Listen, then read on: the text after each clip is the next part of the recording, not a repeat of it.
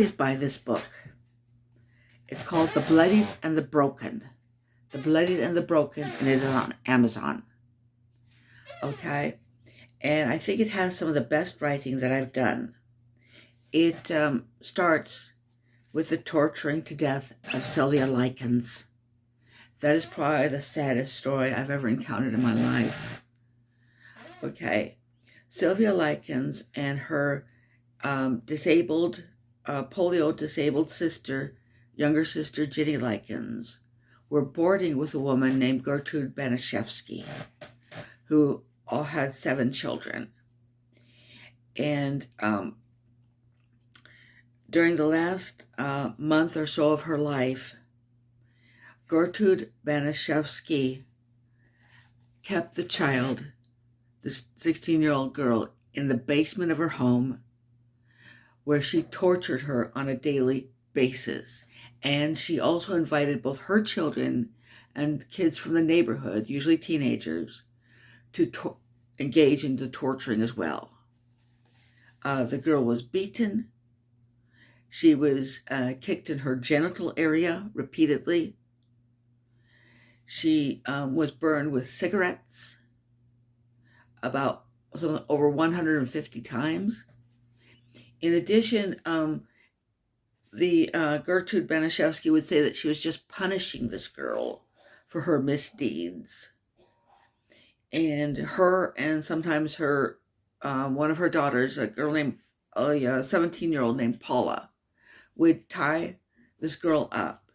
Then they would take her back upstairs and they would put her in a scalding hot bath. Okay.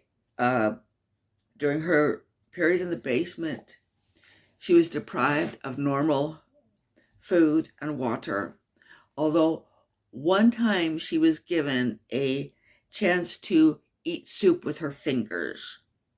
And the girl was starving. She tried to eat the soup with her fingers.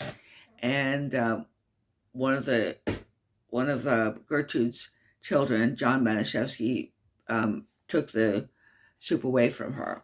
And while she was starved and not allowed to drink anything, she was also forced to drink urine and eat excrement.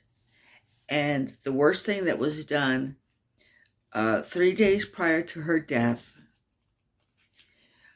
the words were burned on her stomach, "I'm a prostitute and proud of it!" exclamation point. In all likelihood, the 16-year-old girl was a virgin. And after she burned the words on her stomach, Gertrude Banashevsky baited her about it and said, "What are you going to do now, Sylvia? You can't get married now. You can't undress in front of anyone. What are you going to do now, Sylvia?" And Sylvia was sobbing uncontrollably, and she managed to choke out the words, "I guess there's nothing I can do. It's on there." And she died 3 days later. Okay, now there's a lot more to the story. Unfortunately, a lot more. But you can find it in my first chapter of The Bloodied and the Broken. And I really do hope you will buy it. Thank you.